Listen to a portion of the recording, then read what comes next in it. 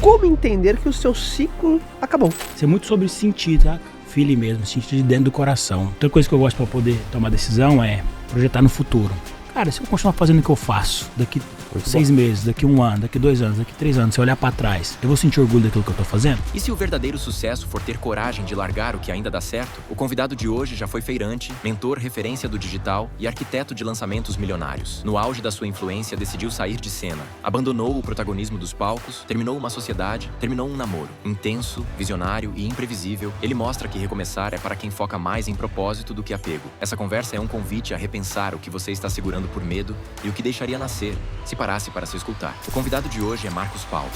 Eu gosto porque às vezes você traz algumas coisas que fica até fácil passar pra frente. Território é o lugar. É o lugar. Mapas são os elementos que você tem pra chegar em algo. Ter a humildade ou ter a consciência de entender que o seu mapa de mundo não é a verdade te faz evitar prejuízo, pegar conselho, aceitar que você errar menos. Então eu gosto de levar essa filosofia de vida, entendeu? Então tem que tomar decisão baseada naquilo que eu vou sentir muito orgulho no futuro quando olhar para o passado. Boa.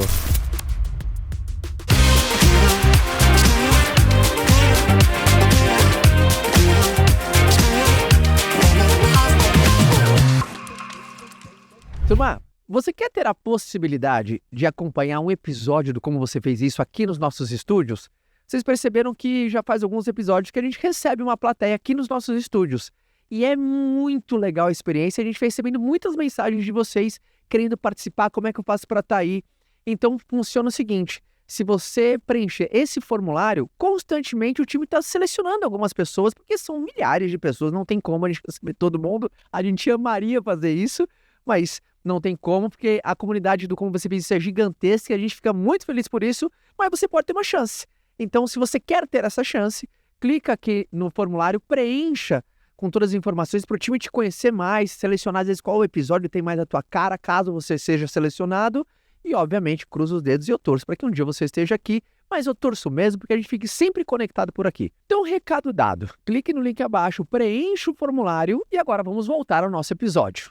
Fala galera, sejam todos muito bem-vindos a mais um episódio do Como Você Fez Isso. E como vocês viram na nossa abertura, eu recebo ele, um cara que eu gosto, um cara querido. Sempre quando tem papo aqui, o papo é bom, ele já falou assim, Caião, pode me colocar na parede, pode perguntar se você quiser, eu gosto disso. Então, eu queria salva de palmas para Marcos Paulo. Valeu. É legal, né? Que massa que platei. É legal, né? Obrigado pelo convite mais uma vez. Tô feliz de você estar aqui. Primeiro, aos nossos ouvintes, você tá percebendo que eu tô nasalado no dia de hoje, eu tô com uma renite aqui, mas tá no finalzinho, mas o importante é que o como dessa semana vai sair, Marquinhos. E eu ia te perguntar até o que você acha, não me fala nada, dá o play, vambora. É isso aí. Tá? Eu sei que você gosta. E o como pra gente começar o nosso episódio de hoje, eu falei, legal que a produção ela trouxe um tema bom, me perguntam direto na caixinha, é como entender que o seu ciclo acabou. Como entender quando um ciclo, né? Um ciclo Legal, ele se fecha para abrir outro. Quantas pessoas estão insistindo? Pô, mas será que eu penso em insistir? Ou será que é para A ou para B? Ou será, cara, eu tô abandonando? Será que não era hora de abandonar e insistir mais um pouco? Quais são as suas premissas para ver quando o ciclo acaba? Você que tá vindo numa transição também. E é um cara que tá sempre, né? Você é um cara muito serial, né? Você abrindo o ciclo, tá fechando, tá realizando, tá indo para outro. Você não é síndico de prédio, né, bicho? Tá construtor, né? Então, eu queria esse papo. Bom esse como de hoje, né? Vamos esse como de hoje. Legal, hein? Pergunta... Acho que ninguém nunca me fez essa pergunta. Cara, você me colocou pra pensar aqui. É bom, por isso que eu falei, produção, parabéns, arrasaram aqui na sugestão do como. Como saber quando é hora de encerrar um ciclo, né? Exato. Porque não existe um certo e errado, né, Não existe um certo e errado. Cara, acho que isso é muito sobre sentir, tá? Feeling mesmo, sentir de dentro do coração. Se você, às vezes, ia muito no ambiente, se sentia muito bem nele, e aí você passa nesse ambiente e você sente um peixe fora do aquário, acho que é um bom indicador para. Tá. Não, e perguntas que não são preto no branco, sim ou não, matemática, igual essa, que está mais para o campo da abstração, acredito que na maior parte das vezes elas são multifatoriais. Você nunca vai tomar decisão baseada em um fator só, em uma variável só. E aí a sabedoria, a chance de você diminuir os erros, mitigar os erros, e depois de decidir diminuir a chance de arrepender, é você colocar vários fatores para poder tomar essa decisão, e baseado em vários fatores você toma essa decisão, nunca um fator só. Eu vejo muitas pessoas tomando decisões e se arrependendo dessas decisões porque tomaram essas decisões baseadas num fator só. Posso dar alguns exemplos disso, mas antes eu vou terminar a resposta sobre como encerrar ciclo. Então, acho que quando você se sentia muito bem no ambiente, pode ser igreja, pode ser local de trabalho, pode ser algum ambiente que você ia muito com seus amigos, e esse ambiente leia-se lugar e também leia-se pessoas, e quando você se sentia muito bem lá e você para de se sentir bem, é bom você perguntar, por que eu não estou me sentindo mais parte desse lugar? Acho que isso é um grande fator para você poder servir como decisão. Outra coisa é paz. Se naquele ambiente você sentia paz, agora você não sente mais paz no seu coração, naquele ambiente ou fazendo aquilo, né, ou com aquelas pessoas, é outro fator para você poder tomar essa decisão. Outra coisa que eu gosto para poder tomar decisão é projetar no futuro. Cara, se eu continuar fazendo o que eu faço, daqui 6 meses, daqui 1 ano, daqui 2 anos, daqui 3 anos, se eu olhar para trás, eu vou sentir orgulho daquilo que eu tô fazendo? Porque muita coisa eu senti orgulho no passado que eu fazia, hoje eu não sinto mais. Vou dar um exemplo bobo, mas que todo mundo passou por isso, ficar com várias mulheres. Aí, numa época da sua vida, é troféu entre os amigos, quando vocês são imaturos e novos. Mas depois fala, por que eu fazia isso tão irrelevante? Então, eu gosto de projetar no futuro. E aí, quando você tem opções, né, ou você cria opções, eu tenho o caminho A ou o caminho B. Projeta no futuro, daqui 3 meses, 6 meses, 1 ano, no caminho A. Daqui 3 meses, 6 meses, 1 ano, no caminho B. Se tudo der certo no caminho A, e se tudo der certo no caminho B, onde eu vou me alegrar mais? Onde eu vou me sentir melhor? Onde eu vou ter mais paz? Onde eu vou olhar para o passado, para trás ou para o espelho e vou sentir mais orgulho?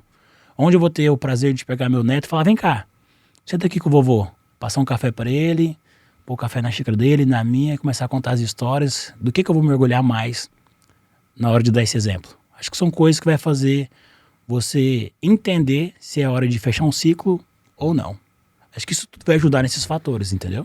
E é legal que você foi colocando na ordem, sabe, o pertencimento, aquele sentimento de paz, não tem ausência de desafio e tal, mas aquela parada que só você sabe sentir que você, cara, você tá bem ali. Segundo, o projetar no futuro e o que você falou dos indicadores, né? Você não vai olhar só para, por exemplo, financeiramente, qual é a hierarquia desse indicador seu? Exato. Fui dar um conselho essa semana para um amigo que tá na transição. Bem parecido da qual eu passei. Falei pra ele, sabe como é que eu fiz? Só contextualiza pra galera, pra saber o momento que você tá. Tá. Encerrei uma sociedade de longos anos, é uma das coisas. Encerrei o namoro também, outra das coisas. E tô buscando um novo negócio, né? Graças a Deus o desafio financeiro eu já passei, não preciso me preocupar mais com ele, preciso tomar decisão mais de curto prazo, pensando em dinheiro. Isso já foi uma fase da vida. Então tem que tomar decisão baseada naquilo que eu vou sentir muito orgulho no futuro quando olhar para o passado. Boa. Né? E aí eu, conversando com esse amigo, falei, cara, quando eu fui tomar minha decisão, sabe o que eu fiz? Peguei um Excel, abri o Excel e coloquei caminho A, caminho B. Aí coloquei na coluna vertical. E horizontal eu comecei a colocar saúde, amizade, espiritual, financeiro. E comecei a dar nota. Se eu seguir o caminho A ou se eu seguir o caminho B. Como é que vai ser os amigos? Como é que vai ser a saúde? Como é que vai ser o espiritual? Como é que vai ser o financeiro? Legal. E comecei a dar nota. Aí depois, as pessoas erram muito, e eu também, né? Porque eu sou uma pessoa, mas não terceirizando a responsabilidade, que a gente toma muita decisão baseada no nosso mapa. E o mapa não é o território. O mapa nunca vai ser idêntico ao território. O dia que o mapa for idêntico ao território, não é mais mapa, é o próprio território. Boa essa, hein, cara? E todo mundo toma decisão baseada no seu mapa de vida, de acordo com as crenças que tem, com os traumas que sofreu, com a quantidade de dados que possui. Muitas pessoas estão convictas, é caso de aposta.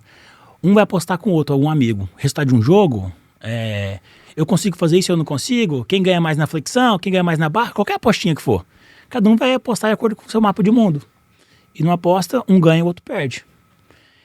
E às vezes o cara está convicto que ele vai fazer aquilo e ele perde a aposta. Porque ele está tomando a convicção, a decisão dele baseada no mapa de mundo que ele tem. E como é que você toma decisões mais inteligentes? Quando você aglutina mais mapas para poder aproximar no território. Então, quando eu fui tomar uma dessas decisões, eu liguei para os meus pais, que eu sei que são pessoas que gostam de mim e que conseguem fazer uma leitura sobre o meu comportamento, mas também vão ter uma visão limitada, porque minha cabeça está em 2025, eu nasci em 97, mas meu pai nasceu em 60, e tá tudo bem.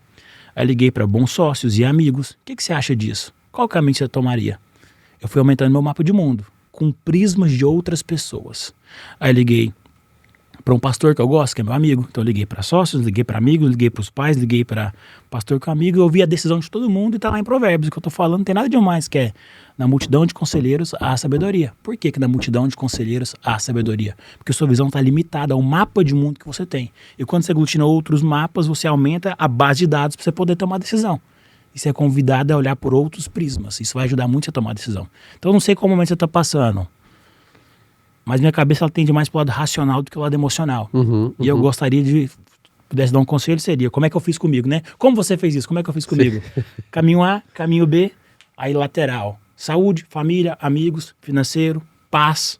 Coloquei tudo aquilo que eu achava que era fatores para tomar essa decisão, dei nota para cada um, projetei no futuro, em 3 tempos, curto, médio e longo prazo. E depois pedi a opinião de pessoas que me conheciam, conheciam o contexto de vários âmbitos. Pessoas do âmbito business, pessoas do âmbito amizade, pessoas do âmbito espiritual, para tomar uma decisão com mais mapa de mundo e não só com as minhas percepções, porque eu posso errar as minhas percepções. E aí eu acho que você tem mais assertividade e aumenta a chance de ter êxito na decisão que você tomou. Você lembra do primeiro sinal que você teve, até de maneira sutil, que você começou a fazer essa reflexão? Por quê? Tem muita gente que, entre as... esse sinal apareceu aqui também. Né? A primeira vez que você começou porque em algum momento você começou a pensar, acho que chegou, acho que meu ciclo está encerrado. Cara, sim, e acho que aqui tem uma das maiores dádivas da vida, que é ter senso crítico. A gente dá muita aula, né? Você dá aula, eu dou aula, e a gente recebe muita pergunta de aluno.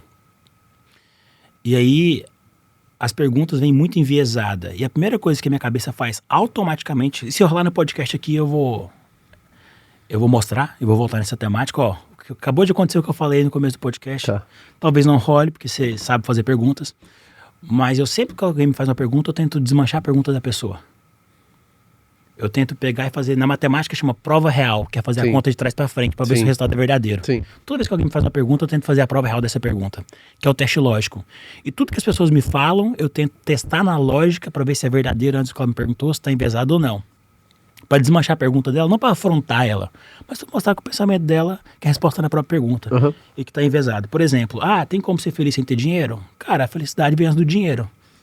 Será que felicidade existiu antes do dinheiro no mundo? Será que tem como ser feliz sem ser dinheiro? Acredito que tem como ser feliz sem ser dinheiro. Tá? Não é a premissa básica. E um dos lugares que eu fui, que as pessoas são mais felizes e mais dão risada é na Angola. Tem muita gente que acha que não. Eu acho que tem como. E isso é uma questão complexa. Isso é um exemplo de pergunta que dá para ser quebrada. Tá? E aí, quando você começa a testar com a lógica as coisas, você passa de tirar seu sentimento e começa a olhar de acordo com a realidade. Isso muda muito, né? Crianças, especificamente, e não quero ser machista, mas mulheres também, são muito mais sentimentais do que homens maduros, não do que homens imaturos. Pela própria biologia das coisas mesmo. E se eu olhar para esse copo e falar assim, não quero que ele caia, não quero que ele caia, não quero que ele caia, se eu soltar ele vai cair. Porque a gravidade ela é absoluta em relação ao meu sentimento. Por que eu estou te contando isso? Porque eu vejo um monte de ser humano tomando decisão baseada em sentimento e não na realidade. Boa. Então, quais são os sinais? Os sinais é quando eu vou fazendo teste lógico de várias coisas, de concordo com isso, não concordo com isso. Ou de me sinto bem com isso, não me sinto mais bem com isso. Isso me satisfaz, ou isso não me satisfaz mais. Vou te dar um exemplo da minha vida. Não especificamente da transição, mas da minha vida. Fazia engenharia civil, estava no 3º ano, Instituto Federal de Goiás, tinha média global, e é foda ter média global. Engenharia de 8,6. E aí eu vi meus amigos formando, vários, que eu comecei a turma começou a formar lá na minha frente, com 5 anos. E eu olhei pra galera e tudo bem, parabéns e tal, comecei a trocar ideia. O que você tá fazendo? Arrumei um estágio, arrumei um emprego, sou trainee, sou júnior. Quanto você recebe? 3 mil, 4 mil. Aí eu olhei, falei, sou corretor de imóveis, recebo 5, 6 mil por mês. Aí eu fiz um teste lógico. Qual a lógica de eu estudar mais 3 anos e meio pra ganhar metade do que eu ganho? Sempre se questionando, então. Sempre se questionando. Essa habilidade, acho que é uma das mais importantes de todas. Eu falo até para os meus funcionários, ou para os meus sócios e para os meus alunos. Não é porque eu estou no palco ou porque eu sou o dono que eu falei que é verdade. Você tem que questionar o que eu falei, que eu posso errar, cara. O tempo todo. Então eu vou sempre me questionando. Não é porque o jornal disse, tem gente que tá num nível tão imaturo que se o William Bonner falou é verdade absoluta. E não é. Não é porque seu patrão falou que é verdade. Não é porque seu pai, que é sua mãe, que ela falou que tá certo. Nossa, que irreverente. Não é, cara. Teste lógico de tudo e de todos. E quando você vai fazendo teste lógico das coisas, você vai começando a ligar os alertas, as luzinhas no seu painel de direção da vida. Aí você fala, opa, preciso olhar mais pra essa área aqui. E aí você vai aprofundando nos testes lógicos. Isso vai te mostrando se você tem que mudar o seu caminho ou não. Essa é a minha forma de enxergar as coisas. Consegui ser claro ou dei muita volta para responder? Deu. Eu te conheço, né?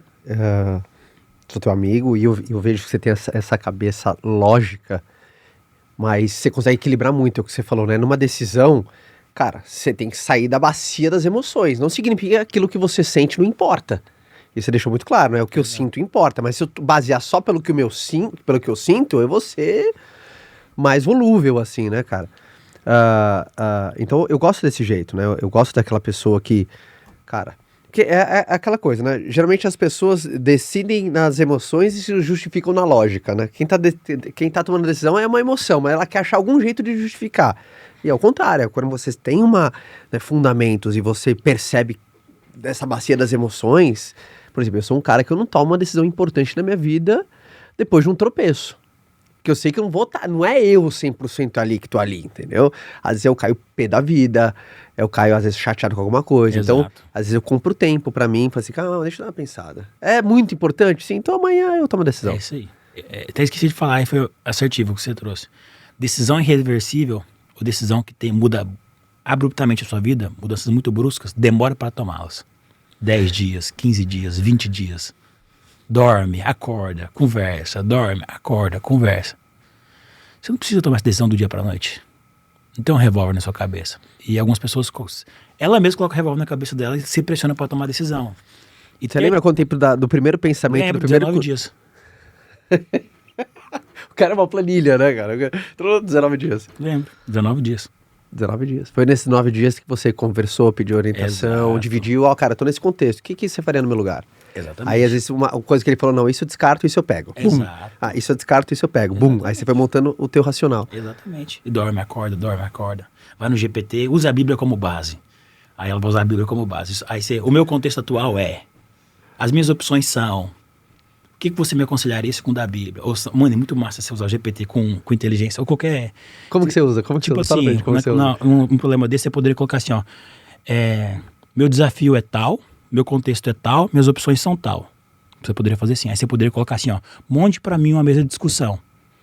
E coloca nessa mesa de discussão Marco Aurélio, Napoleão Bonaparte, Jesus Cristo, empreendedor A, empreendedor B, empreendedor C.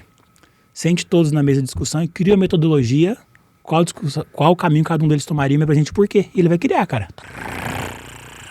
Sacou? Então você tem que saber usar a inteligência artificial ao seu favor, entendeu? Isso inclusive vai virar uma profissão, chama Prompt Engineer. A gente tava ali conversando agora, aí o Caio, machucou o ombro e tal. Eu falei, machuquei ele com o ombro. Eu falei, mandou, mas ele é muito idiota, escorreguei e caí.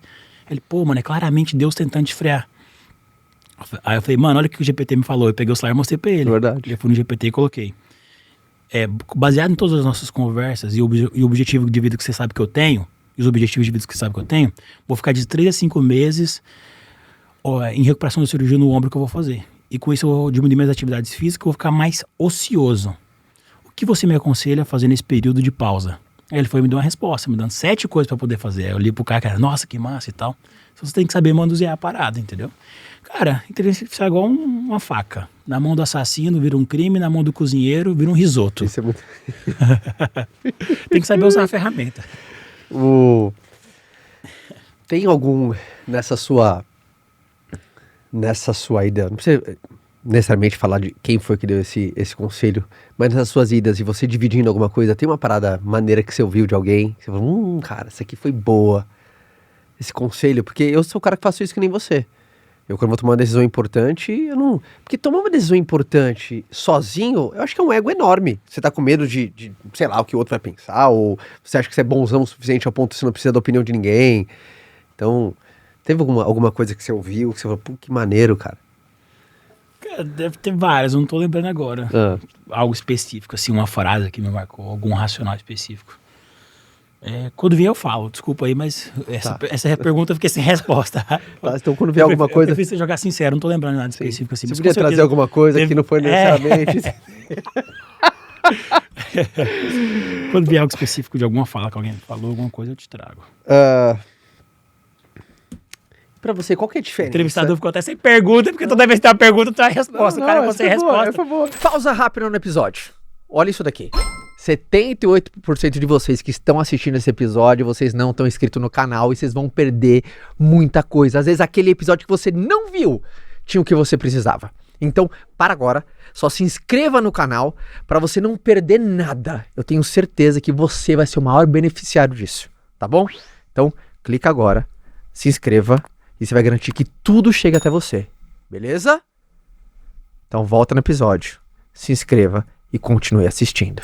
Mas uma que eu anotei pra fazer pra você aqui pra você, qual que é a diferença de uma fase desconfortável, entendeu?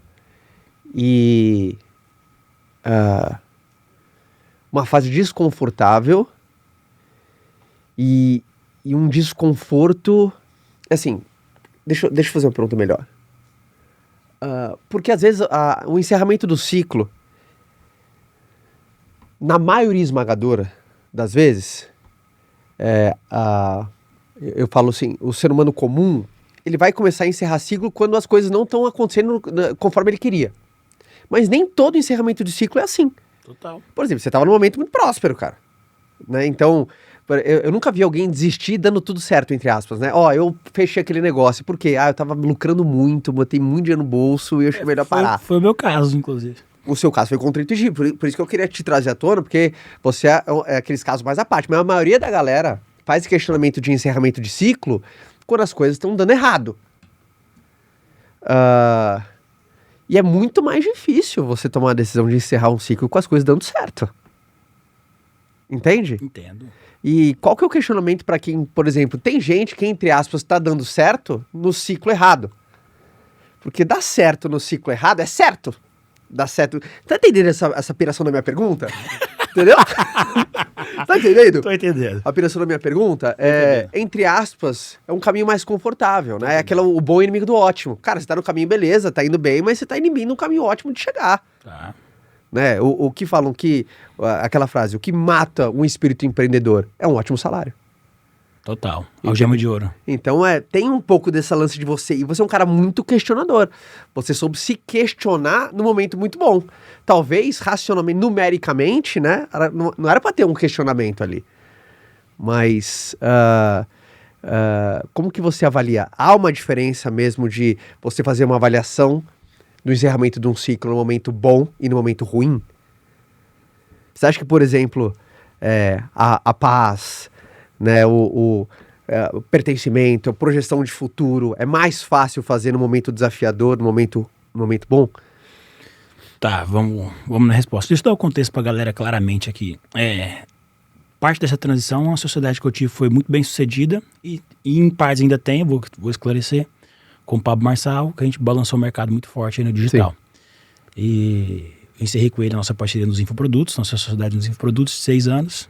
E falo abertamente porque a gente é brother, não tem problema nenhum. Tava almoçando no final de semana, a gente tem sociedade em outras empresas, em aeronave e tudo mais. Mas porque ele queria ir pra política, eu não quero me envolver, foi um dos motivos.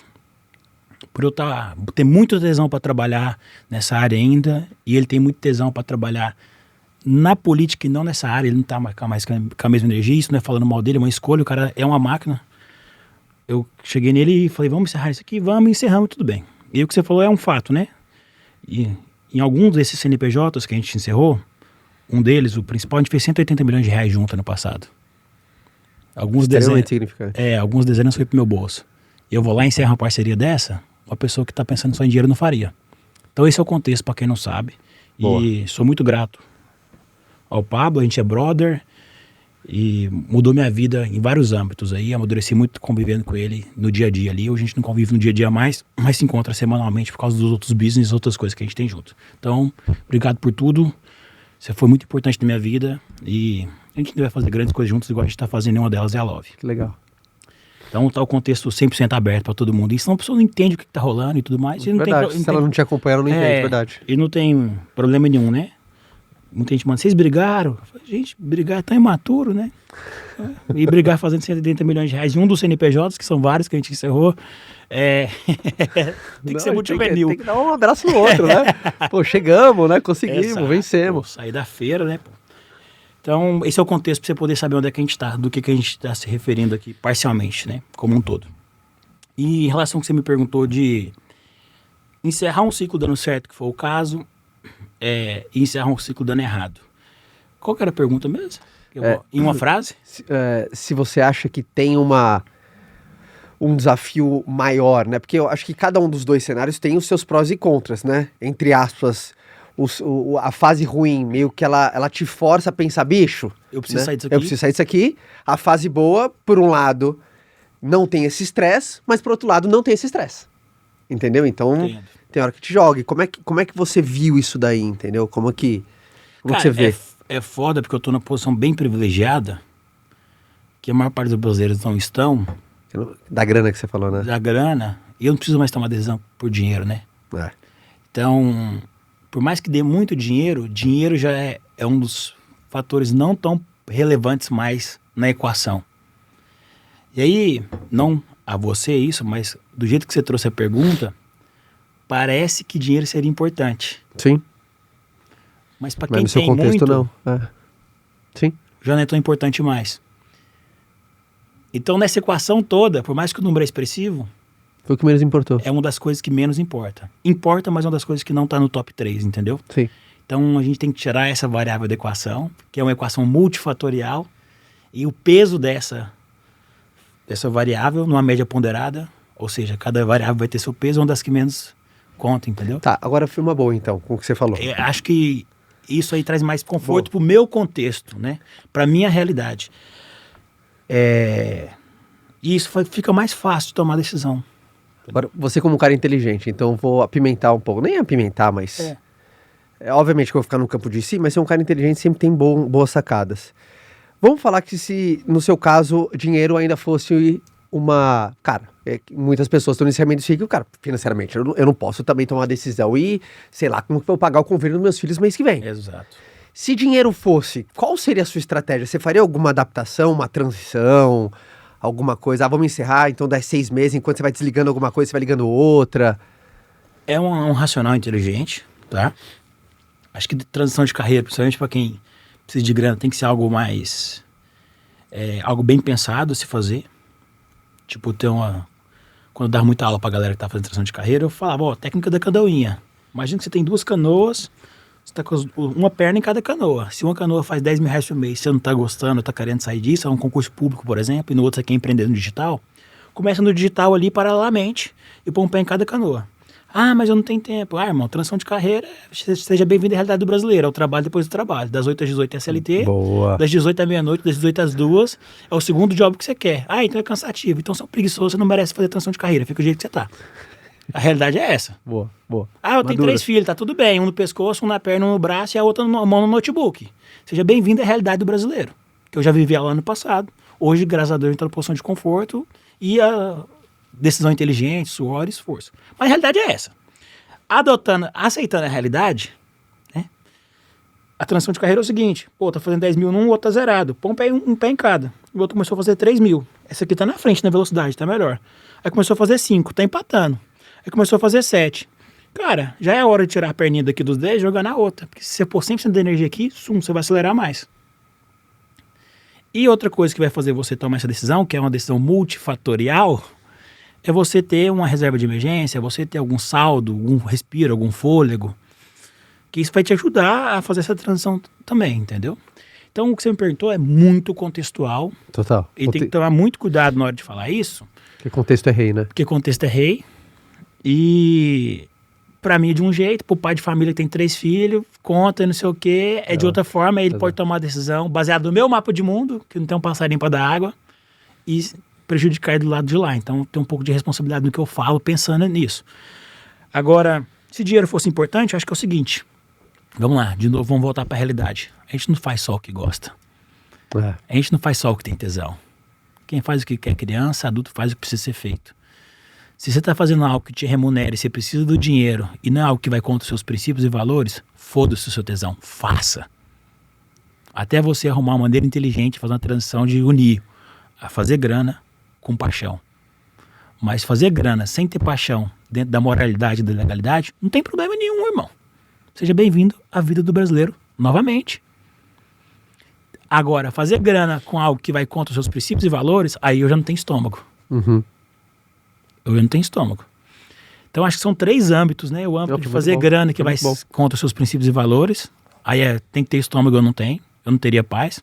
Aí tem o âmbito de fazer grana com algo que não tem tesão ou que não é a principal coisa que você gostaria de fazer, mas está dentro da moralidade. Tá tudo bem, faça. A gente não faz só o que gosta. E aí tem um terceiro âmbito, que é o âmbito que eu acho que a gente tá aqui. A gente construiu isso, inclusive. Que é de conseguir fazer dinheiro com aquilo que ama. Aí é o melhor dos mundos. E é uma construção para você poder fazer isso. Tem gente que nunca vai permear em fazer dinheiro com aquilo que vai contra seus princípios e valores. Outros já vão ter estômago, eu não tenho.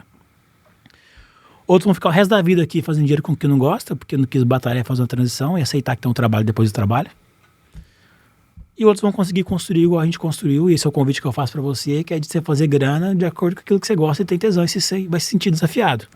Sacou? E aí... Eu posso te dar meu racional da decisão. Foi muito bom. Eu posso te dar meu racional da decisão. E meu racional da decisão não foi só por causa da sociedade ou por causa de política, não. Eu já pensei isso há alguns anos, que é o seguinte, cara. Eu faço aproximadamente 200 milhões de reais com infoprodutos há 4, 5 anos consecutivos. E eu sinto que eu bati no teto.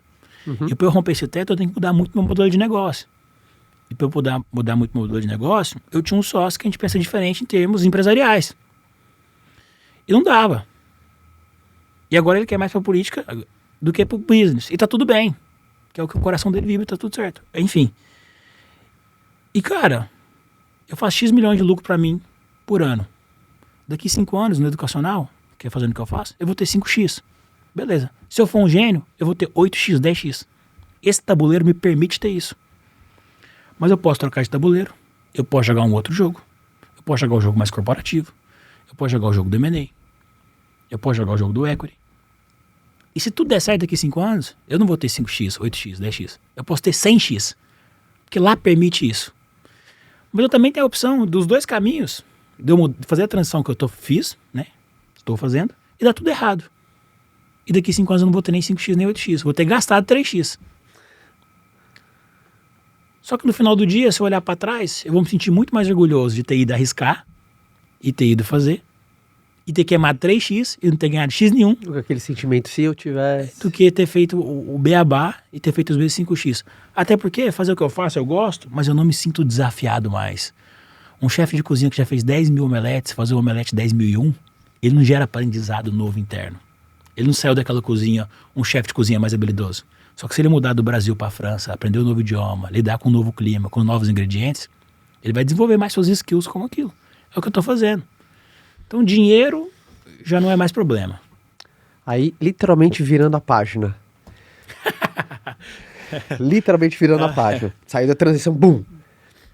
O que o Marquinhos está olhando? Para onde você está olhando? Onde você está identificando oportunidade? Onde você está debruçado? Legal. Que é aquela coisa, já foi a fase, pum, já entendeu o racional da mudança.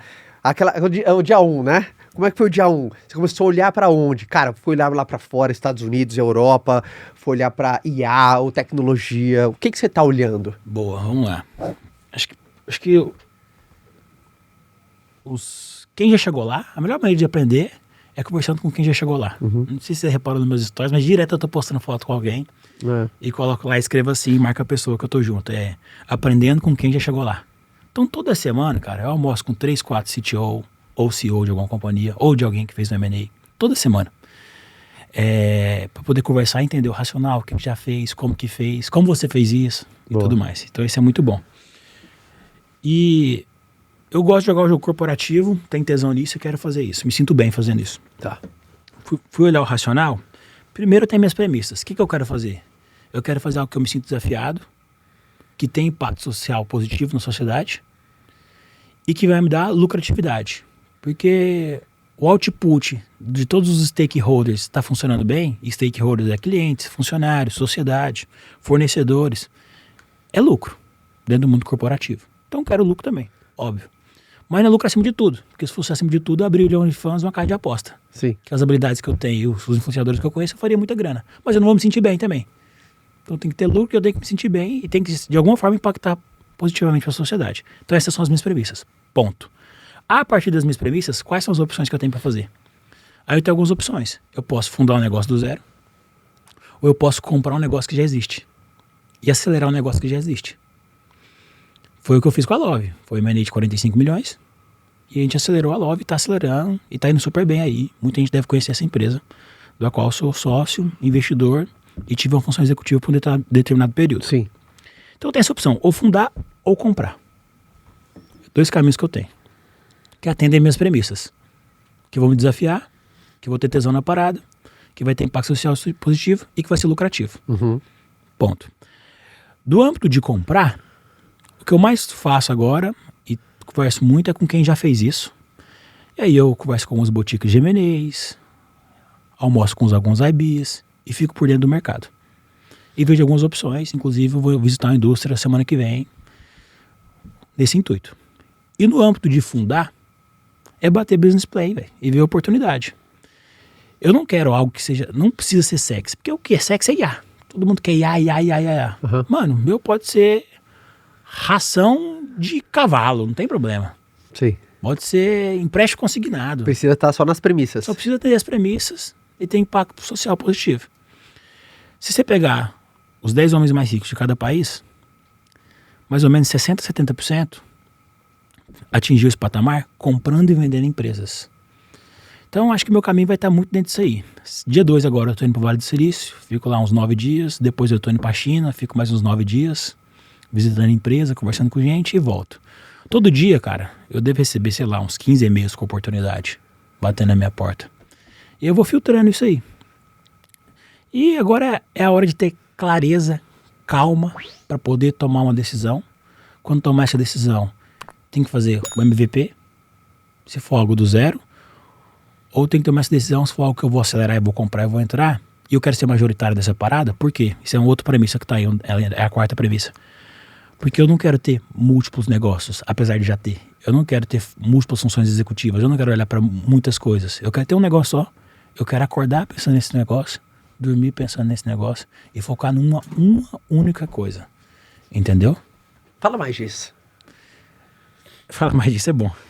É impressionante, porque assim, eu conheço muita gente e quando eu apresento, oi, Caio, tudo bem? Meu nome é Jair, então eu quero... O que você faz aí? Eu tenho 20 negócios. Eu falei, cara, 20 negócios, cara. Né? E você uma vez veio gravar aqui e falou uma frase muito boa, cara, que falou assim, no começo tudo é um. É, isso aí. Obviamente, a gente tá falando num outro contexto de rede social, mas isso funciona para qualquer novo começo, né? No começo tudo é um, e você... É como se você tá trazendo essa filosofia que você colocou nesse podcast. De outra forma. De outra forma, que, cara, eu tô recomeçando, então eu só quero pensar numa única coisa. É, eu quero focar numa coisa só. Porque tirar um negócio do zero é difícil pra caramba. Primeiro ponto. É.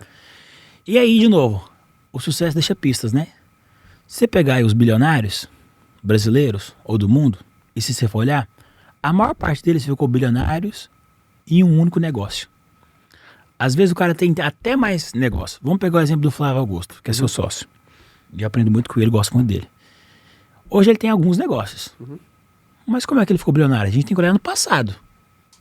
Como é que foi o primeiro bilhão? Com um negócio só? Só o WhatsApp. Aí você pega o Carlos Wizard. Um negócio só. Só o Wizard. Se você pegar a maior parte dos bilionários, eles estiveram focados em um único negócio. Porque você pode querer crescer em outros produtos, em outras vertentes, mas que esteja dentro da mesma vertical que retroalimenta o mesmo negócio. Uhum. O que já aconteceu comigo e com vários empreendedores que eu conheço é começa a ganhar dinheiro num negócio, aí ele tira o dinheiro desse negócio e aplica em outro. Não só o dinheiro, mas o tempo. E eu acho que o maior perigo está no tempo. O que eu estou falando aqui invalida um consenso da sociedade brasileira que é não coloque todos os ovos na mesma cesta. Não é verdade. E eu tenho um spoiler para falar disso. Quais ovos está falando? Porque as pessoas falam assim, não posso colocar todos os ovos na mesma cesta. Eu tenho que dividir aqui em outros negócios. Mas calma aí. Você tem que dividir o lucro que você tem, o patrimônio que você tem em outros negócios, é uma coisa. Diversificar o que você trouxe para a física. Parte imóvel, parte investimento, parte na empresa. Acho inteligente. Ou você vai dividir os ovos com tempo. 3 horas num negócio, 4 horas em outro, 4 horas em outro. Ué, que isso? Pera aí. Suas 11 horas no dia, 12 horas no dia que você tá trabalhando. Que ovo que você... Que é essa cesta? É temporal ou é patrimonial? Primeiro ponto é esse. Muito bom. Porque as pessoas confundem. Muito bom. E outra coisa. Cara, você nem tem ovo, você nem tem cesta. Você é um quebrado, quer dividir as coisas. Como é que você vai dividir o que não tá inteiro? Não tem nem 2 milhões na conta, não tem nem 10 milhões na conta. Para com essa conversa, cara. Você não chegou nesse nível. Eu achei que você ia mandar uma coisa filosófica. Pô, você não Mas tem nem é, ovo, meu. Você não tem nem ovo, não tem nem cesta, é um quebrado, irmão. Que papo que é de dividir, de diversificar? Diversificar o que não tem? Como assim? Diversificar o que é irrelevante? Como assim?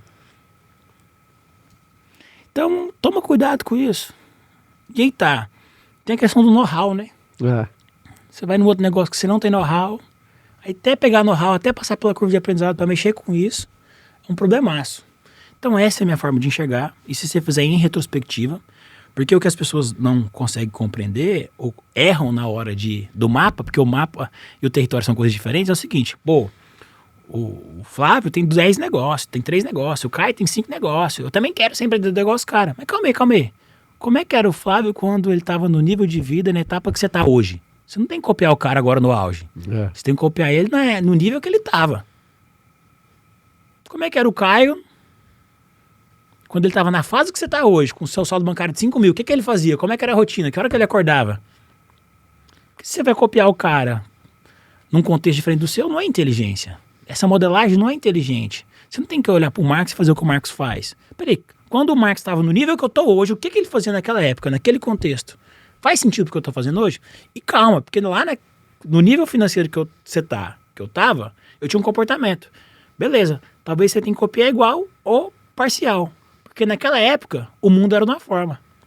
E o mundo agora é de outra forma. Então aquele comportamento naquela época, daquele mundo, funcionava.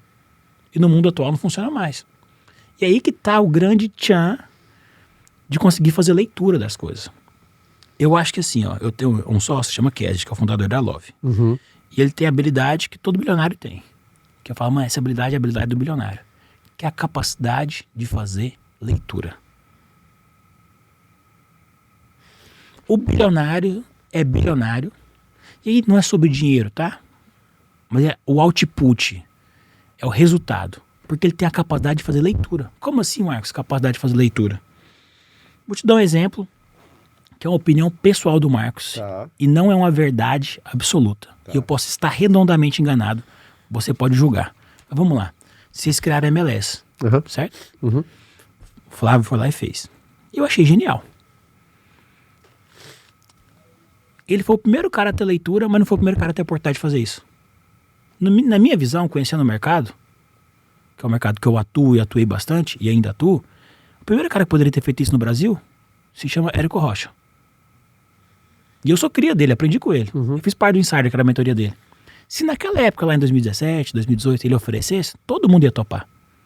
Só que ele não teve a leitura de criar equity do modelo que ninguém nunca teve. Saquei. Mas ele foi o cara que mais tinha oportunidade. Ele tava com a faca, o queijo e a goiabada na mão. Na minha visão. Porque Sim. todo mundo o admirava, e ainda admira, muita gente. Mas todo mundo era mentorado dele e ele formava os mentores. Beleza? Uhum. Segundo cara que poderia fazer isso, se chama Pablo Henrique Costa Marçal. Sim. 2020, La Casa Digital, hype da internet. Sim. 2020, 21, 22. Hype do hype do hype. Mas não conseguiu fazer essa leitura. Porque não tinha os ingredientes no seu mapa de mundo para isso. Ou se conseguiu, não quis. E tá tudo bem, respeito. Que talvez que os dois teve a ideia, acho que não, mas não quis. Sim. Aí teve um terceiro que teve essa leitura, porque morou nos Estados Unidos, Participou de uma liga. participou de uma liga lá, e é o mesmo modelo, Sim. e falou, cara, aqui é a liga de futebol, MLS. Funciona, dá pra fazer dinheiro e tem equity. No Brasil tem um movimento muito grande, rolando bilhões em vendas de mentorias, infoprodutos e cursos e treinamentos, isso não vai acabar. Mas ninguém fez equity com esse negócio. Se eu pegar esse sistema, esse regulamento, essa ordem de funcionamento, tropicalizar e adaptar para o Brasil, e todo mundo me conhece, porque eu gerei audiência, eu tenho uma geração de valor desde 2010 lá no Facebook e tal, todo mundo me admira, eu vou conseguir administrar os conflitos, eu também consigo fazer. Pô, lá, deixa eu rodar o MVP, vocês rodaram o MVP, Uhum. First Class. Agora deixa eu fazer, fez. Ou seja, Depois que fez, nossa, que óbvio, que genial, que não sei o quê. Mas é simplesmente a capacidade de ler o mercado, ou ler as pessoas. Então, todo grande empreendedor, ou todo bilionário, para mim, a principal característica do cara é a capacidade de fazer leitura. Ué. Aí parece que tá sempre duas casas na frente do jogo. E aí a leitura do mercado, a leitura dos líderes, das pessoas, do time, das oportunidades. O mapa de mundo dessas pessoas está mais próximo do território do que o mapa de mundo das pessoas que estão jogando no nível abaixo. Então, eu agora vou montar um business, ou vou comprar um business. O que o Marcos Paulo tem que mais gastar tempo? Em leitura. Ler o mercado. Ler as opções. Ler o próprio Marcos. Com as habilidades que eu tenho, com o network que eu tenho, com as skills que eu tenho, com as pessoas que eu conheço, com o mercado atual, qual que é o PMF, qual que é o Product Market Fit, o que eu consigo juntar aqui para poder ter um output, ter uma saída melhor. E se eu for bem sucedido, eu li bem o Marcos, o mercado, as pessoas, o produto, criei a oferta. E se eu for mal sucedido, eu li mal. Então, o que eu estou mais gastando tempo? Limpando os meus óculos para poder fazer uma boa leitura. Porque não é sobre decidir rápido, não precisa. Eu tenho 28 anos, eu tenho a vida inteira. Eu não preciso fazer conta mais para poder viver. É só sobre ler bem e ser assertivo na leitura e depois assertivo na execução. Então, acho que essa vantagem competitiva de leitura, e esse meu sócio, o Cash, tem muito, o Flávio tem muito, todo bilionário tem muito, é o que eu tenho que treinar em mim para eu poder acertar no modelo de negócio. O óbvio só fica óbvio pro olho treinado, né? Entendeu? Para ele era óbvio. O resto, teve mais oportunidade antes dele, na minha visão, é um exemplo que se encaixa nesse educacional, do que a gente está falando, sim, e não fizeram, ou porque não quis, ou porque não leu. Então, o que o Marcos Paulo está gastando tempo? E limpar o óculos da vida, para fazer a leitura correta. E para mim é difícil, cara, porque eu sou um cara agitado, difícil assim, quero sempre fazer, pôr a mão na massa, executar, é agoniante. Mas esse timing que você tá fazendo, você se dar esse tempo é fundamental. Fundamental. Eu lembro, um grande amigo meu, Rony, fundador da Reserva, ele acabou de fazer a transição, fez a saída dele da Reserva, e cara, durante que ele tava depois que ele fez essa saída da Reserva, ele tava aquela coisa, Caião, tô desempregado. E aí ele veio aqui no Vence, ficamos 2 horas conversando, legal, ele querendo entender, aí ele veio entender o setor de educação, então ele pegou a visão, aí foi visitar outros amigos nossos, aí depois... E cara, ele ficou uns 4, 5 meses, aí ele criou um movimento na internet que é o Doing Nothing Club, que ele não tava fazendo nada, né? Mas esse ócio, ele só tava fazendo leituras, cara. Fazendo leituras, tendências, aí ele tem as premissas dele também, né? Ele caiu de cabeça no mundo wellness, né? Ele viu uma tendência, o mundo wellness, acabou de investir na Good Day, lançou o fundo dele, que é Rebels, se não me engano o nome do fundo. Mas foi exatamente esse movimento de falar com pessoas, se dar o tempo. Ele estava num contexto parecido com o seu também. Exato. É um cara que saiu bem na foto ali, né? A Reserva foi um puta case da área do varejo, então saiu bem. Mas eu acho que todo mundo, independentemente do contexto, entre aspas, é só o tempo que você vai ter pra fazer essa leitura. Mas se você faz uma transição sem pensar em nada, essa capacidade de você sair de um caminho ruim para um pior, às vezes é maior ainda, né? Exato, pode acontecer. O Magal falou do Rony, ele mandou direct pra mim semana passada. Nós estamos em caminho de vidas parecidos. Eu saí do corporativo e quero ir pro educacional. Você sai do educacional e quer ir pro corporativo. Vamos tomar um café. Aí agora em agosto vamos tomar um café. Então, esse movimento, ele é... Mas, cara, eu gostei muito do que você falou. Uma das coisas que mais me pegou, né, no nosso papo até agora foi mapa e território. Eu gosto porque às vezes você traz algumas coisas que fica até fácil passar pra frente.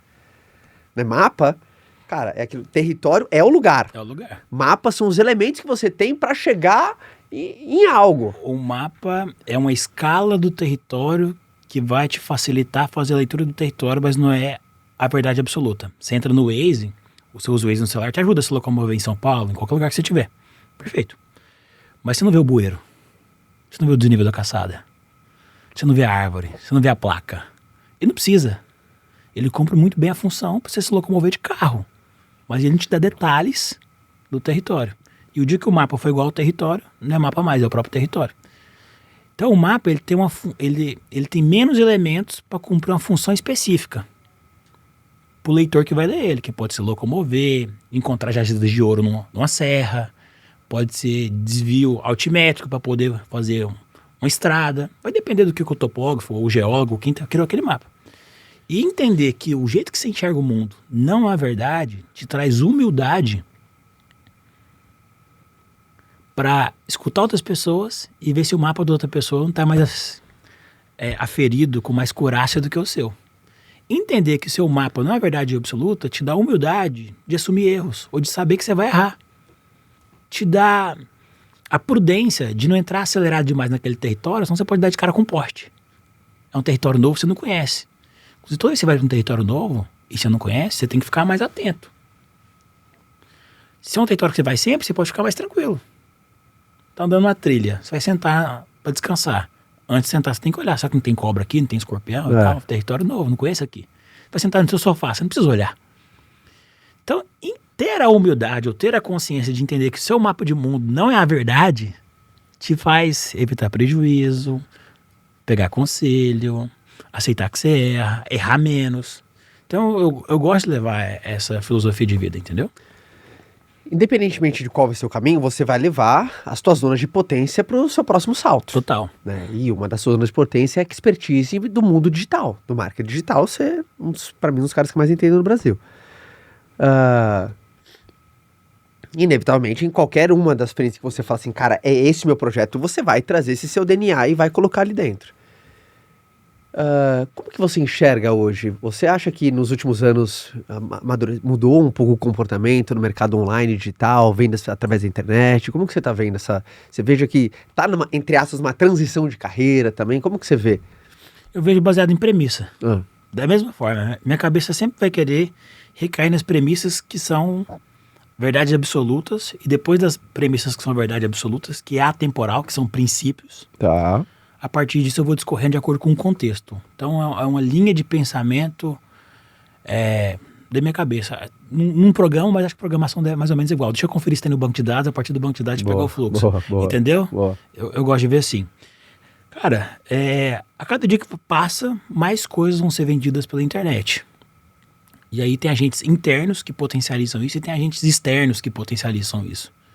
Vamos para os agentes externos, por exemplo. Cultura, mídia, divulgação, pandemia. Então antes não podia fazer telemedicina por uma questão cultural. O povo não aceitava. Aí com a pandemia, por uma questão de obrigação, senão não ia ter mais atendimento médico. É verdade. Então agentes externos podem acelerar o processo de digitalização das coisas. Como pandemia e algumas outras coisas. O Estado, o governo, a lei, a legislação e tudo mais. E tem os agentes internos, que são coisas que dependem da gente, que eu posso criar e provocar para poder acelerar a digitalização daquele produto, daquele serviço, daquele mercado. Vamos pegar um case meu e nosso, né, meu e do meu time, meu e dos meus sócios, real, que é o seguro, que é a Love. Não é um mercado digital, mas é um mercado que a gente digitalizou cada vez mais. Verdade. E aí, de várias formas. O que foi que aí tá a genialidade do meu sócio, que é o Kesd, que ele é muito bom de produto, em fazer? Foi facilitar a venda. Uma cotação normal, 40 perguntas. Lá na Love é 3. Fica mais simples. Tinha que fazer vistoria presencial. O motoqueiro ia lá e tirar a foto do seu carro. Agora, pelo celular, o cliente tira a foto, a IA lê, vê se o carro é dele mesmo, faz a conferência, e em 5 minutos o carro está segurado. Então, trouxe facilidade no processo. Muito bom. Então, internamente, a nível de marketing, tráfego pago. A nível de marketing, copiei vocês, já te falei isso, te agradeço por isso, criando os executivos da Love, modelando o que vocês fizeram na Wise Sales Platform, na WSP. Então, internamente, a gente foi lá e digitalizou o mercado, disruptou. Vou pegar outro case que não é meu. Growth. Ela consegue vender whey pela internet por e-commerce pra caramba. Antigamente era vendido por distribuição de loja mesmo. Então ela digitalizou o mercado e usou muito dos influenciadores. Ela disruptou. A Love disruptou no seguro. A Growth disruptou no whey. A tendência nos próximos anos é que outras indústrias e outros mercados também se digitalizam, facilitando o processo de compra. Olha a leitura aí, né? Tá vendo? Quem vai fazer a leitura, né? A indústria que eu vou ver é o mercado, semana que vem, é um mercado totalmente off. Mas aí, conversando com o cara, eu falei, mano, a gente pode comprar isso aqui junto, porque eu tenho certeza que eu consigo digitalizar essa parada. A Growth fez no Whey, a Love fez no seguro, e a gente pode fazer nesse determinado segmento específico.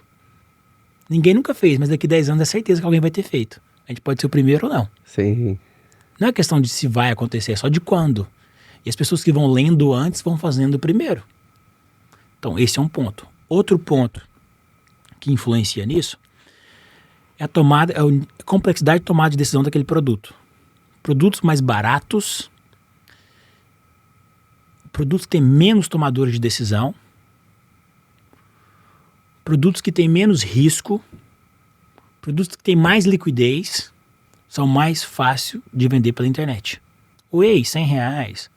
O seguro, 250 por mês, 3 mil ticket anual médio, 5 mil, no máximo 10 mil ali na média dos carros. Então é mais fácil vender pela internet. Um imóvel é mais difícil, porque não tem liquidez. O imóvel não é um tomador de decisão só, é uma família. Então fica mais difícil. E aí tem produtos, serviços e coisas que eu consigo vender 100% pela internet, porque é altamente líquido, o nível de complexidade de decisão é baixa, a quantidade de tomadores de decisão é pequena, o preço é barato, então isso facilita. E tem produtos que é cirurgia, a mulher quer tirar dúvida com o médico, como é que é o pós-operatório, tem que fazer exame antes, antes de entrar no bisturi. Então fica mais complexo, então vai ser mais difícil de digitalizar. E vai demorar mais, e vai ser digitalizado em partes, metade do funil de venda, e não inteiro. Então como que eu vejo o mercado?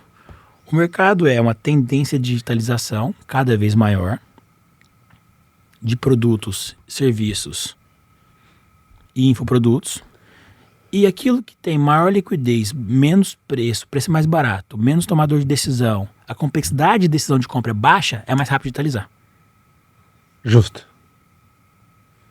E aquilo que é o contrário disso é mais difícil de digitalizar, digitaliza por partes. Outra coisa, mercados regulados, igual o meu, que é seguro, é SUSEP, banco e tudo mais, depende muito de canetada para poder ou não digitalizar. E grandes indústrias e grandes empresas, quem está sentado lá como CEO da companhia, geralmente não é o dono mais. É um conselho executivo, é um CEO contratado. E os executivos, não é ofensa aos executivos, tá? Mas a maior parte deles não estão preocupados em disruptar o mercado. Estão preocupados com o bônus anual deles. Então é mais difícil de digitalizar. Aí precisa chegar uma seguradora igual o Casid, que é meu sócio, que tem um dono e não um conselho, que toma decisão no peito, e se der errado ele assume o risco, para poder inovar e chamar a responsabilidade pro peito. O executivo ele não chama a responsabilidade pro peito, ele está sempre terceirizando. Contrata a Big Four, contrata a consultoria, que a culpa é da consultoria. A consultoria constatou que o melhor a ser feito é isso. Não, o cara fala, não, vamos fazer isso aqui. Se der errado, não, beleza, eu perco meu emprego. Eu confio nessa ideia, os caras não fazem isso. E tá tudo bem, entendo eles. Então essas indústrias são mais difíceis de digitalizar e demoram mais. E aí são processos fixos, né? E amarrados e demorados que tem que mudar. E aí precisa de pessoas para isso. Então também tem algumas coisas que você troca de geração. Sacou? Ou vai ter que ser um mix de geração, que é tipo, igual eu falava, um cara cabeça aberta, ele tá sempre conversando com uns carinha mais novos. Já me chamou pra almoçar. O que eu tenho a oferecer pra ele? Nada. Sim. A não ser a atualidade. O que esses pivetes que tá fazendo grana tá pensando? Deixa eu entender a cabeça deles. Ele tá fazendo um benchmark ali, tá conversando com gente. Deixa eu me atualizar. Cara, e vai vir uma mudança drástica nos próximos 5 anos por causa de IA. Porque o que era moat, né? O que é moat? Moat é um termo técnico que quer dizer vantagem competitiva. Tá? O que era moat antigamente, hoje não é mais. Vamos lá. Antigamente, para poder produzir um software, fazer um SaaS, era caro, demorado, era complexo. Hoje não é tão difícil mais. Vou dar um exemplo perfeito. Você já fez site, você mesmo, com as suas próprias mãos, alguma vez na vida? Não. Nunca fez? Não. Cara, fazer um site em 2010 era um porre. Você tinha que ser um programador. Seu filho tem quantos anos? Theo tem 8. Tá, o Theo faz um site hoje. O Theo faz um site. É tipo assim, o paralelo é mandar uma comunicação entre duas cidades nos anos 1800, que tinha que ir de cavalo, e hoje é mandar um WhatsApp, chega instantâneo. Antigamente, fazer software era muito difícil. Hoje não é mais. Programar é acessível. E vai cada dia ser cada vez mais. Antigamente, fazer um site era caro e era difícil e poucas pessoas faziam. Hoje não é mais. Então, codar e tecnologia não é mais moat, não é mais diferencial competitivo. descentralizou a informação, tá fácil, virou acesso. E por que eu tô te falando isso? Porque antes muita gente continuava no poder, continuava com a riqueza, porque para acessar lá era muito difícil e passava de família para família. Né? A gente é seguradora, a Love. E por que tem poucas seguradoras no Brasil? Porque era fechado entre eles. Por que tinha pouco banco no Brasil? Porque era fechado entre eles. Tanto o Bacen quanto a SUSEP liberou um edital, deixou entrar essas fintech, deixou entrar, chama o modelo de sandbox, modelo experimental, essas insurance tech, e está democratizando o mercado. Mas se não rolasse a canetada de liberar, ainda bem que liberaram, não ia democratizar o mercado e ia continuar 5 no poder. Beleza? Então tinha uma questão regulatória de caneta que impedia. Diminuiu, mas ainda existe. No mercado de tecnologia, de produto, tinha uma questão de dinheiro e acesso à informação. Hoje não existe mais. A Gudeia da Manucity, qualquer pessoa hoje consegue, não desmerecer nela de maneira alguma, piro pra ela, mas qualquer pessoa consegue criar uma marca. Sim. Qualquer pessoa consegue criar um produto físico, porque isso virou commodity. Produto virou commodity porque tem indústria que faz, só troca o rótulo. Código virou commodity porque programação ficou fácil de fazer. E cada dia está mais fácil, mais simples. Então, produto virou commodity. Código, codar, virou commodity. O que é moat? O que é diferencial competitivo? Distribuição. E por que eu estou te falando isso? Porque antes muitas pessoas lideravam o mercado porque fazer produto era caro e difícil. Hoje não é mais, tem os white labels da vida. Muita gente ficou rico e se manteve rico com um produto, entre aspas, ruim para o público, porque ninguém conseguia codar, e codar era caro. Juntar 30 programador, gastar com código e tal. Hoje qualquer um coda. Então o mundo vai inverter na polarização que aquilo que retia e segurava quem estava no topo, não retia e segura mais. Porque produto é o white label, todo mundo faz roupa na China. Qualquer um faz alimento, Good Day, creatina com algumas indústrias brasileiras. É o white label, só troca rótulo. Codar era difícil, hoje codar tá muito mais simples. E daqui 2 anos fica teta. Uai, pera aí, o que mantinha os caras no poder, o que era diferencial competitivo, eles perderam, porque agora tudo é white label, tudo é commodity, produto. O que vai diferenciar as pessoas? O que é moat agora? O que é vantagem competitiva de fato? Distribuição. Distribuição e marca. Sim. Por que a creatina da Manucity vende bem e tem outras creatinas que não vendem tão bem, sendo que é feito na mesma indústria? Porque ela não é dona da indústria, ela usa um white label, pode ser que até que ela crie para se diferenciar a nível de produto, mas hoje ela não é. Porque ela tem marca e outros não, porque ela tem audiência e outros não. Comunidade, né? Então, comunidade. E ela é top nisso, está de parabéns nisso. Então, cada vez mais, as barreiras que impediam as mudanças de classe social estão caindo. Tá entendendo? Total. Produto era dificuldade, não é. Codar era dificuldade, não é. Então, o que é multi é distribuição e marca. Então, quem dominar distribuição e quem dominar marca e souber fazer boas leituras, muito boa leitura. vai conseguir trazer riqueza pro colo. Muito boa leitura. Tá democrático os produtos. Antes não era, cara. Pensa 100 anos atrás a gente competir com quem era nobre. Não dava, porque não tinha dinheiro para comprar a máquina para poder fazer o produto, para fazer a planta fabril. Hoje não precisa de planta fabril. Tá entendendo? Não, foi muito bom. Você trouxe uma trinca muito poderosa, né? Uma trinca é boa. Leitura, distribuição e marca faz uma porrada em relação a isso. O resto é commodity. E principalmente falando em visão, temos pergunta da plateia, né, produção? Quem é a primeira? Tem pergunta agora, Marquinhos. Legal, o trem aqui é chique. Plateia. Quer ver, ó? Nossa plateia, palmas para Marcos Paulo, senhoras e senhores. Palmas pra plateia aí. Aqui, ó. Quer a primeira pergunta? Minha. Carol, vem, a pergunta é sua, Carol. Marcos, tudo bem? Eu sou do time do Caio. Legal. Bom, olhando todo o podcast, tudo que você dividiu com a gente, olhando toda a tua trajetória, vou fazer uma pergunta estilo Caio, que a gente aprende a ser bem provocativo com ele. Qual foi o conselho mais valioso que você ignorou na tua trajetória? Ignorou? Qual o conselho mais valoroso que você ignorou na sua trajetória? O que você fez, né? Contra-intuitivo essa. Qual foi o maior conselho? É comum aquela. Qual o maior conselho que você recebeu na vida? Não, qual foi o melhor que você jogou fora? Exato, porque o Caio entrou com isso depois. Eu acho que é o que eu tô obedecendo agora. O Caião já me ensinou um negócio massa, que é a qualidade. Como é que é? Qual? Excesso de qualidade vira defeito. Você falou uma vez pra mim assim, que a sua fortaleza também esconde a sua fraqueza. Quando o cara é muito bom de digital, ele não é bom de inside sales. Você tinha me dado um O seu superpoder geralmente é a sua criptonita. Isso, exatamente. Então, acho que tá aí.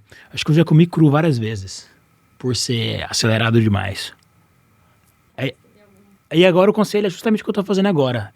Não abra um negócio, não faça nada em 6 meses. Por mais que você tenha a ideia, o plano, a leitura, o time, espera. É o conselho que eu tô seguindo, entendeu? Ó, Marquinhos mandando esperar, que legal. Eu tô esperando.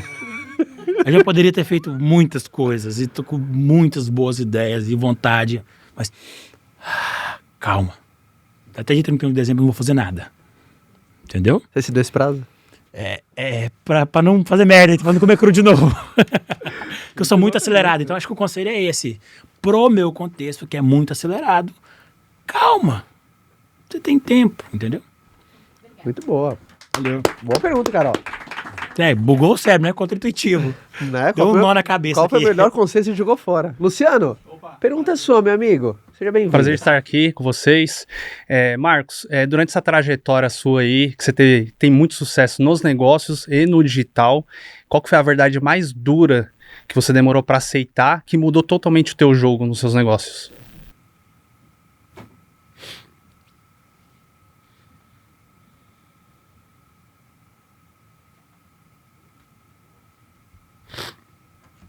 Boa.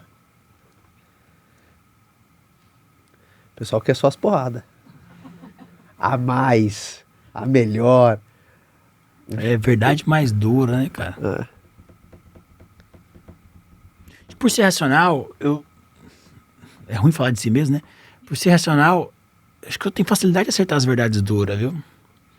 O que eu tenho paciência é com dar a volta e ser prolixo naquilo que realmente tem que ser dito. Minha cabeça, se for pegar o DISC, o dominante, influente, conforme estável, que é uma análise de perfil comportamental, eu sou muito focado no resultado, dominante. Então, eu estou sempre querendo a verdade dura para poder chegar mais cedo, entendeu? O que me irrita é não ter a verdade. E aí, quando eu tinha 15 anos de idade, minha mãe me deu um livro chamado Comunicação Não Violenta. Porque eu sou muito verdadeiro e franco, e é um problema. E aí, no onboard da minha empresa, o RH já sempre avisa que, o Marcos é grosso, mas não é grosso. Se um dia você conversar com ele aqui dentro da empresa, saiba que ele quer o resultado rápido e ele não gosta de dar volta. E às vezes eu pensei que ele é grosso com você, mas ele só não quer perder tempo dele. Na minha cabeça funciona assim. Lá na minha empresa tem um acordo que é o seguinte: quando eu te perguntar um número, me responde um número. Quando eu te perguntar uma letra, me responde uma letra. E toda vez que eu pergunto algum número, alguém me responde uma letra, eu falo: não te perguntei letra, eu te perguntei número. Qual que é o número específico? Ah, a pessoa fala: não sei, então volta e me traz. Pra você entender o nível de coisa direta que eu gosto. Tá no manual de cultura. Quando você perguntar número, responde número. Quando perguntar letra, responde letra. Não dê volta. Eu odeio que dá volta, entendeu? Então não tem dificuldade em aceitar as verdades, tá? Eu gosto das verdades e gosto das conversas difíceis. Isso aí pra mim é mais tesão do que encobrir as verdades. Cara, agora o que eu acho que eu demorei a aceitar, que doeu pra caramba, e doeu real, assim, de sair lágrima várias vezes, minha dificuldade em falar em público. E o quanto que isso ia acelerar meus resultados dos meus negócios e tudo mais. Uma das principais habilidades do ser humano é a comunicação. E por muito tempo eu corri disso. Às vezes você me vê falando aqui e tal, pode considerar que eu falo bem ou não, e parece que eu não tenho. Pelo menos, na maior parte das pessoas, ninguém fala assim: nossa, você tem dificuldade de falar em público. Eu acho que isso não passa, né? Mas foi uma verdade que demorou a aceitar. E eu chorava várias vezes quando eu tinha que falar em público. Foi bem dolorido esse processo pra mim. E foi uma verdade. Dificilmente, se você não falar bem em público, você dificilmente vai ser próspero financeiramente. Falar bem em público é diretamente proporcional à sua prosperidade financeira. Essa é uma verdade que todas as pessoas têm que engolir. Muita gente tem trauma disso. Eu tinha. Muito bom. Você fala bem em público? Todo mundo fala que sim, mas eu acho que eu tenho que melhorar demais. Eu acho que eu sou muito tímido, só que eu sempre me expus. Tipo assim, tem oportunidade, sou o primeiro a levantar a mão. Sempre. Bem provável que você fala bem. Pelo menos dificuldade você não tem, então. Então, isso é ótimo. E é uma verdade que você tem que aceitar. Quem não gosta de falar em público, quem não fala bem em público, quem tem medo de... Vai limitar o crescimento, né? Você vai ser uma Ferrari com freio de mão puxado, isso é certeza. Essa foi uma verdade muito dolorida que eu chorei várias vezes antes de subir no palco ou ter que falar em público. Essa parte que eu aprendi com o Caio. Desde 2011, né? Eu comecei com ele até na equipe dele de vendas. Então, 2011. Foi em 2011. Aham. 15 anos. Muito tempo. E aí ele falou uma vez isso de se expor, e aí foi a grande virada, assim, de chave pra mim. Obrigado, Caio. E Valeu. legal, você levando até hoje. Quem vai fazer a pergunta? Eu! Né? Animal. Palmas ao Luciano. Valeu. Muito bom.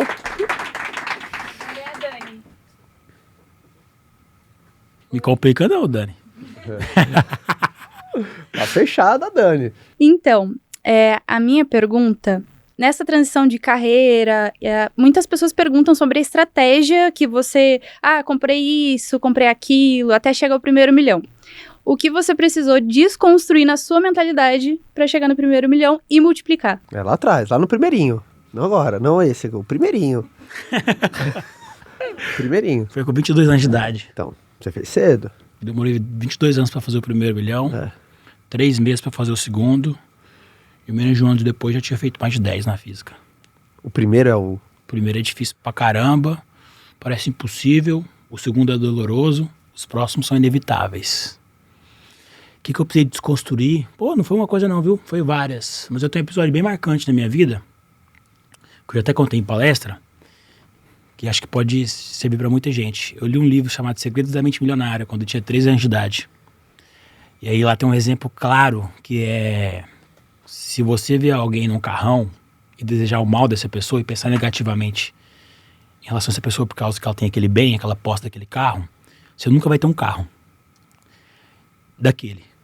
E aí eu lembro claramente, tipo assim, de eu passar as férias e visitar primos meus que moravam mais na periferia do que eu, e às vezes eles roubavam biquinho de ferro de carro, passar um carrão, falar, esse é bandido, esse é político.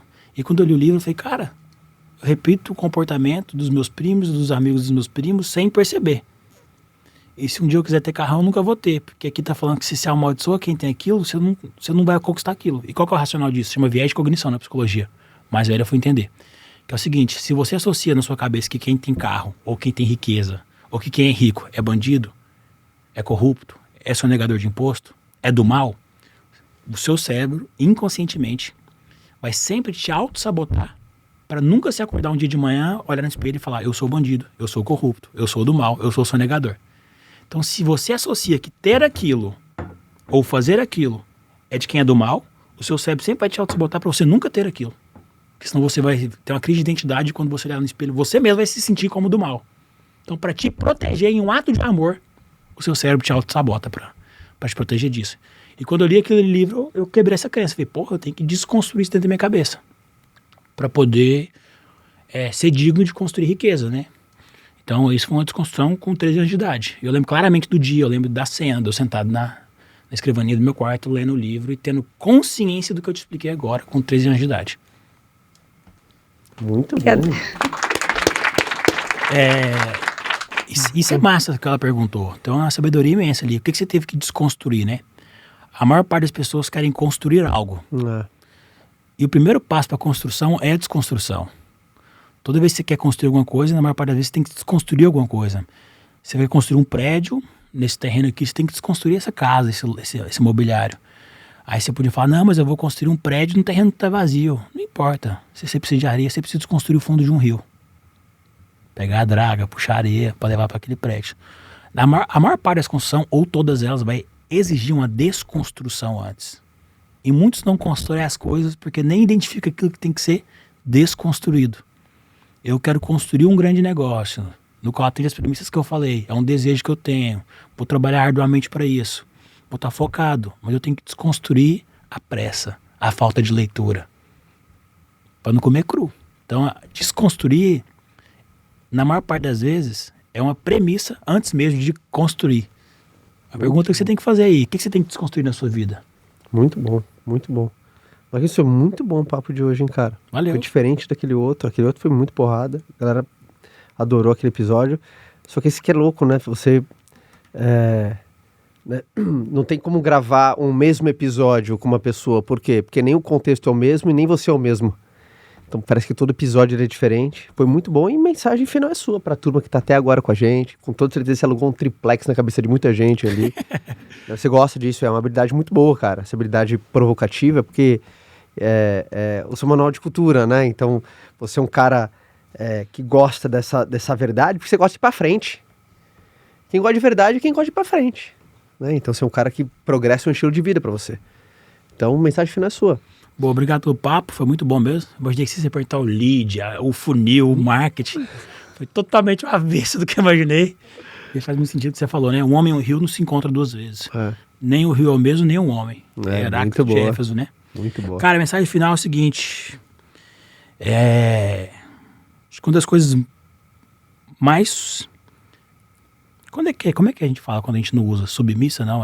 Subvalorizadas. Tá. Uma das coisas mais subvalorizadas que tem é a morte. Nossa, Marcos, quer morrer, tá mal, vai... Não, nada disso. De maneira alguma, eu tenho tesão pra caramba pela vida. Mas é que quando você não tem medo da morte, ou quando você pensa sobre a morte, você aproveita melhor seu tempo presente. E o tempo presente, ele não chama presente à toa. O presente é um presente que Deus te dá pra você poder usufruir dele. Uau. E viver, entendeu? Tem nome. O presente não chama presente à toa, não. E essas decisões que eu tomo é sempre pensando, no dia que chegar a minha morte, daqui 5 anos, eu vou olhar para trás e eu só tenho 2 possibilidades que eu posso me enxergar. Ou é com pena, ou é com respeito em relação a mim. As pessoas me olham e várias delas sentem respeito pelo que o Marcos fez, pelo que o Marcos construiu. Isso é legal. Isso é como as pessoas me olham. Isso é como as pessoas olham o Caio. Mas a coisa mais valorosa, primeiro, é como Deus te olha. Isso é imutável, está escrito na Bíblia. A segunda é como você se olha. E você tem o poder de construir o sentimento que você vai ter quando você for um idoso que vai passar um café para poder contar umas histórias para o seu neto. De falar se você tem orgulho do seu passado, se você tem respeito pelo que você construiu, ou se você tem pena de si mesmo. E eu acho que quando a gente entende que a vida é breve, a gente valoriza mais o presente. Eu acho que quando a gente entende que a morte é algo inevitável, você fica mais corajoso e você usa mais nos projetos que você tem medo, porque afinal, daqui 100 anos ninguém mais vai estar aqui mesmo. Eu acho que quando você entende essas coisas, você tem uma chance maior de construir um futuro que quando você chegar lá e olhar para o passado, você vai ter orgulho de si e não pena de você. Às vezes as pessoas sentem pena de você, saiba que a responsabilidade é sua. Você que é um pai de família, a responsabilidade é sua. De acordo com as atitudes que você tem, a sua esposa, os seus filhos, os seus amigos vão olhar com pena ou respeito de você.